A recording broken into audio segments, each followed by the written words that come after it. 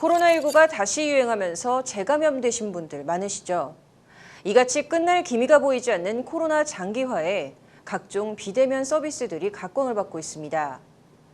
그런데 비대면 서비스를 제공하는 사설 온라인 플랫폼들이 규제 없이 우후죽순 생겨나고 있다 보니 소비자 피해가 우려된다는 지적들도 나오고 있는데요. 이에 관련 업계 관계자들이 모여 대책 마련에 나섰다고 합니다. 어떤 얘기들이 나왔는지 이혜연 기자가 듣고 왔습니다. 코로나19 신규 확진자 20만 명 이상, 이달 말 정점으로 예상된 수치입니다. 이처럼 끝날 듯 끝나지 않는 코로나19 재유행에 의료 대응과 방역을 위한 서비스가 떠올랐습니다. 바로 비대면 진료입니다. 인력 부족, 비용 절감 등의 이유로 지자체에서도 이 같은 대안책을 장려하고 나선 겁니다. 그러나 디지털 시대와도 맞물려 탄생한 닥터나우, 솔닥 등 사설 의료 서비스 플랫폼들이 비대면 진료 문제로 의학계와 갈등을 빚고 있습니다.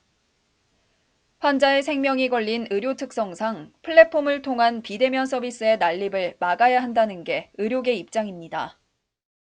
여러 가지 요인으로 인해서 리스크가 발생하는 분야인데 그 리스크의 결과가 환자가 생명을 잃거나 아니면은 돌아올 수 없는 후유증을 얻거나 장애를 얻거나 뭐 이런 식으로 굉장히 심각할 수 있는 분야가 의료 분야거든요.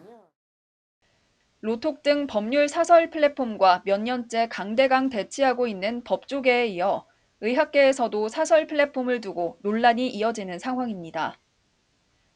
이에 대책 마련을 위해 지난 10일 변호사, 의사들이 한자리에 모였습니다. 이날 이필수 의협회장은 의료 서비스의 전문성을 들며 각종 사설 플랫폼의 난립을 막아야 한다고 강조했습니다.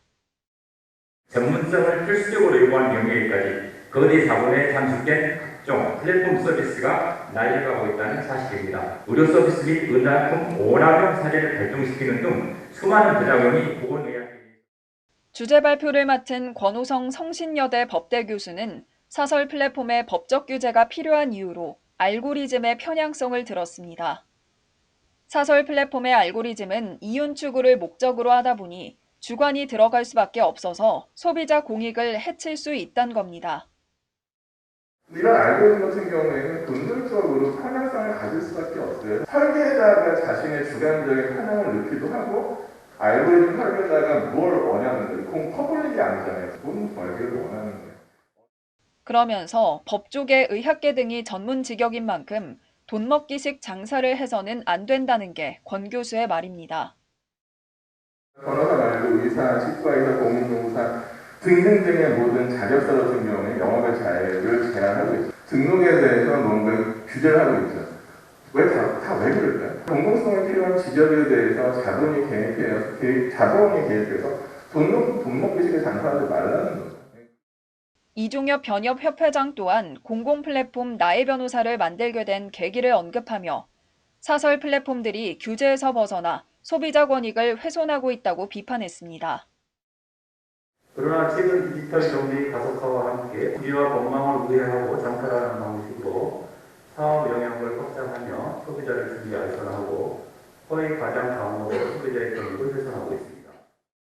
디지털 시대로의 빠른 전환 속 유행처럼 생겨나는 사설 온라인 플랫폼들. 사회 구성원 모두의 이익을 위해서 하루빨리 명확한 체계 정립이 이뤄져야 할 것으로 보입니다. 법률방송 이혜연입니다.